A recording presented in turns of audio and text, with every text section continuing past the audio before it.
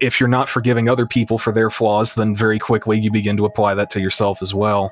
That's really profound. Wow, I never thought about it that way. Thank you for sharing. So you sound like, I mean, I don't want to say like you've got this down, like nobody's like a master at anything. We're always learning and growing, but it really does seem like you're pretty strong in this front. So I really want to ask you, not just for others, but even for myself, who I guess is still wrestling with this in a lot of ways. What advice would you give to people who are struggling with unforgiveness and wanting to forgive others, wanting to learn how to do it? Like, what would you suggest? It really did for me personally come down to something as simple as the idea of, it's the servant, or was it slave or something, that's summoned to the king in the Bible, and he has this huge debt that he is supposed to pay the king, and he gets down on his knees and he's begging the king to let him, give him time and all this, and the king forgives him of his debt, and he then goes out and finds this other guy who hasn't paid him. So then he decides to start roughing up on him and being like, give me my money, and then he throws him in jail. For me, it was basically that image, but in this case, it was specifically the king obviously being,